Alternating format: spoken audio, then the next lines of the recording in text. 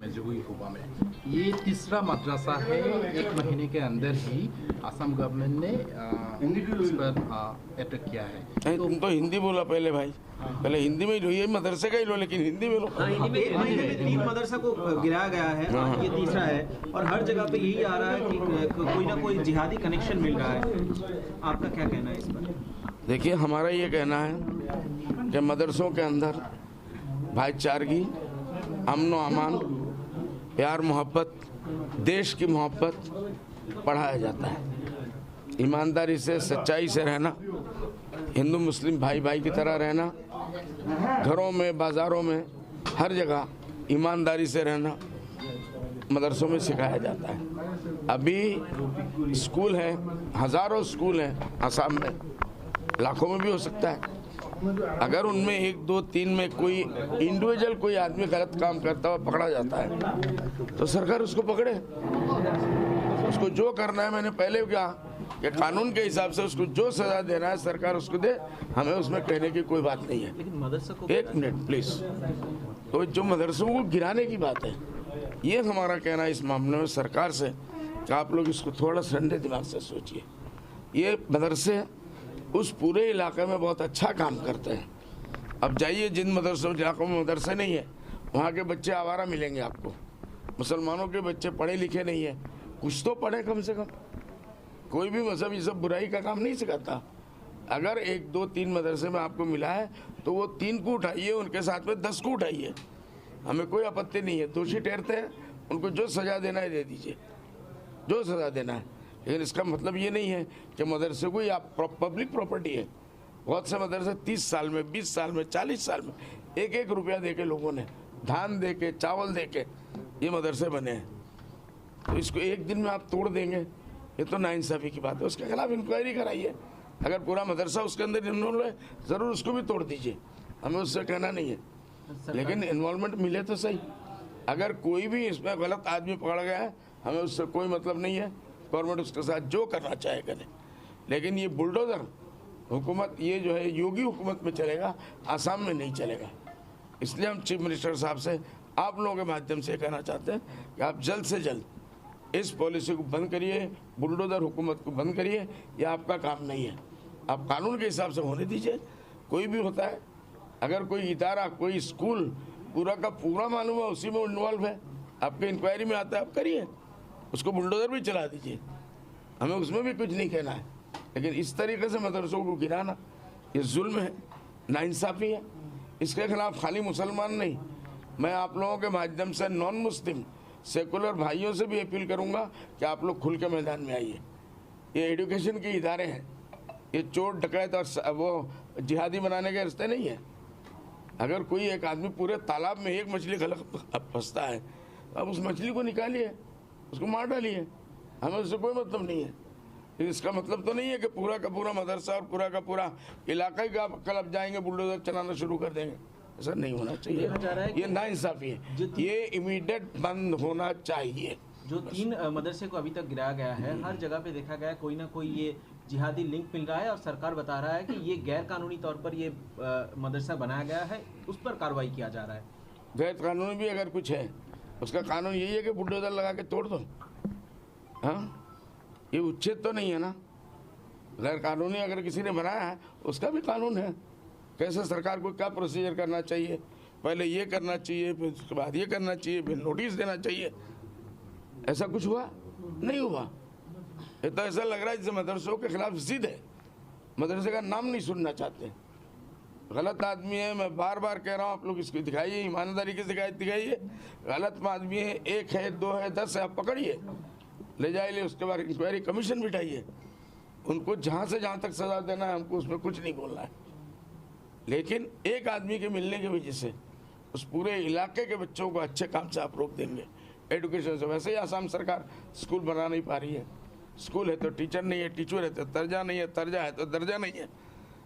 अभी जो रिपोर्ट आया है, इसका रिजल्ट जो है वो क्या बताता है, असम में एजुकेशन का हाल कहाँ से कहाँ जा रहा है। तो आप उनको सिखा रही है ना, इनमें कोई भी गलत आदमी मिलता पकड़ो, अरेस्ट हिम, जो आपका कानून बोलता है वो करिए, हमें इसमें कुछ नहीं। लेकिन बुलडोज़र चलाना बंद करिए, वो योगी जी का काम है, योगी जी ने भी कम कर दिया ना अभी तो। उनके ऊपर पूरी दुनिया से इतनी लानत पड़ी है कि उन्होंने भी कम कर दिया है। बुलडोजर का वो स्पीड जो आज 2 महीना 3 महीने पहले था, आज नहीं है। तो इसलिए हेमंत बिश्व शर्मा साहब भी, उनका भी अपने माहौल में एक अच्छा नाम है, वो इस चीज़ को रोके। ऐसा तो नहीं है कि उनके खिलाफ कोई साजिश कर रहा है, उनकी सरकार के खिलाफ कुछ लोग साजिश में लग गए कि इनको इतना भड़का दो, इतना भड़का दो कि उसके बाद इनकी हुकूमत गड़बड़ हो जाए। और सरकार की तरफ से और असम पुलिस की तरफ से ये भी कहा गया है कि उस अनऑथराइज और सस्पिशियस मदरसास ऐसे उस शहर एरिया में, रिमोट एरिया में यहाँ पर है जो मुझे मैंने जो बोलना था बोल दिया। जितना लंबा बोलेंगे उतनी बात निकलेगी। मैंने साफ बोल दिया, कहीं भी आपको कोई आदमी या कोई इदारा आपको गलत काम में अगर उसके अंदर मिलता है, इन्वॉल्व मिलता है, आप उसको पकड़िए, ले जाइए, जेल दीजिए, फांसी दीजिए, हमें उससे कोई मतलब नहीं। लेकिन ये बुलडोजर राज बंद करिए, क्योंकि ये पब्लिक प्रॉपर्टी है। अगर करना है तो आप कानून के तरीके से जाइए। इल्लीगल है तो इल्लीगल का आज कोर्ट में जब जाएंगे, हाई कोर्ट अगर कोई चला गया, सुप्रीम कोर्ट में चला गया, धज्जियाँ उड़ा देंगे लोग। बड़ी बड़ी सरकारों को धज्जियाँ उड़ा दिया लोगों ने। ऐसे ऐसे वकील हमारे यहाँ बैठे हैं। तो इसलिए वो बात वहाँ तक नहीं जाना चाहिए। हम नहीं चाहते, आपस में बातचीत से इस मसले को हल किया जाए। बुलडोजर बंद करो, सबसे पहली बात। अच्छा, अगर सरकार सिद्धांत के साथ साथ जी, अगर सरकार ये बात नहीं करेंगे तो क्या AODF सुप्रीम कोर्ट में जाएंगे इसके खिलाफ? उसके लिए हम सोचेंगे। सरकार के सिद्धांत के उसके लिए हम सोचेंगे। सरकार के सिद्धांत में जरूरत पड़ेगी तो जाना भी पड़ेगा सुप्रीम कोर्ट।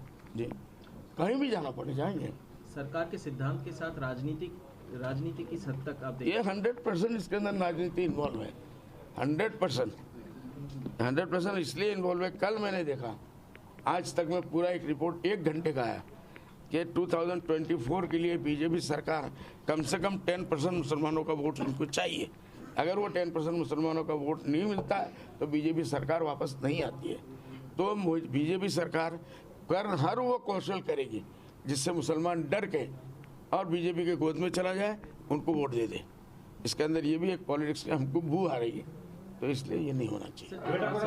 एजुकेशन के साथ नहीं होना चाहिए। अब्दुल खलीक कांग्रेस के MP, अरे कौन है अब्दुल खालिक? किसका नाम लेते हो यार? अब्दुल खालिक कोई है क्या? हमने तो पार्लियामेंट में देखा ही नहीं कभी। सांसद है बरपेटा का। अच्छा, तो पार्लियामेंट में दिखना चाहिए ना। सांसद बरपेटा में दिखने से चलेगा? उसको पार्लियामेंट में देखना चाहिए। और एक इंसिडेंट हुआ। अच्छा, क्या बोला उसने? मुगल को कहा गया कि इंडिया का रोड मैप, हिंदुस्तान का रोड मैप मुगल नहीं कराया। ही इज फीलिंग प्राउड, वो प्राउड फील करते हैं मुगल के ऊपर। आपका क्या प्रतिक्रिया है? भाई मुझे देखो हिस्ट्री के बारे में इतना नहीं मालूम, साफ बात है, मैं हिस्ट्री नहीं जानता। लेकिन अब्दुल खालिक साहब मुगल नहीं है इतना मालूम है, क्योंकि वो काले हैं। मुगल लोग सब लाल लाल होते थे। अब्दुल खालिक साहब मुगल नहीं है, ये मुझे मालूम है, क्योंकि वो काले हैं और काला मुगल हो ही नहीं सकता। कुछ गड़बड़ी है फिर तो। आज के हिंदुस्तान में खड़े होकर मुगलों की तारीफ करना किस हद तक? वो उनसे पूछिए, मुझे कुछ, मैं तो नहीं कर रहा। मैंने कभी भूल से भी किया कहीं? मैंने कभी कर्नाटका में एक इंसिडेंट हुआ है। कर्नाटका में एक इंसिडेंट हुआ है। वक्फ बोर्ड जो है सुप्रीम कोर्ट गया है। वक्फ बोर्ड जो है सुप्रीम कोर्ट गया है ईदगाह में गणेश चतुर्थी सेलिब्रेशन करने के लिए। तो वहाँ पे जो है अभी प्रॉब्लम चल रहा है, गणेश चतुर्थी के अपोज कर रहे लोग कि ईदगाह में सेलिब्रेट नहीं करना चाहिए। लेकिन सुप्रीम कोर्ट ने जो क्लियर कर दिया है, तो उस पर क्या रहेगा? हाई कोर्ट ने, सुप्रीम कोर्ट में अभी नहीं गया। देखो भाई, बाबरी मस्जिद का मामला हुआ, सुप्रीम कोर्ट ने ऑर्डर दे दिया, मुसलमानों ने मान लिया। हुआ कि नहीं हुआ? अभी ज्ञान वापी का चल रहा है। 3-3.5 हज़ार मस्जिदों का, दरगाहों का लिस्ट अभी भी RSS के हेडक्वार्टर में है। वो सबको बदलना चाहते हैं।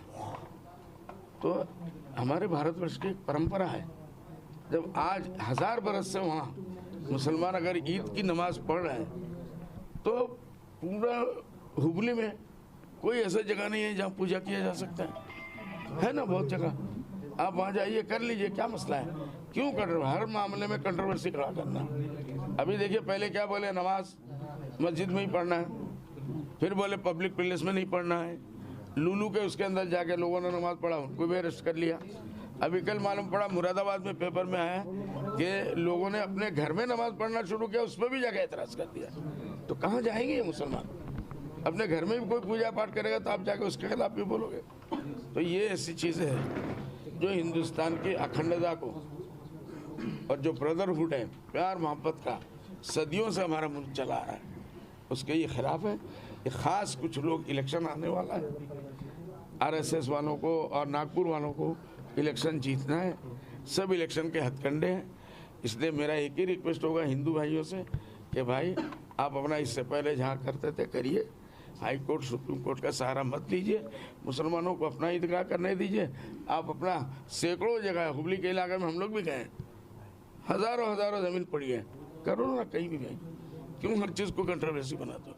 मत करो ना, प्यार मोहब्बत से रहने दो लोगों को।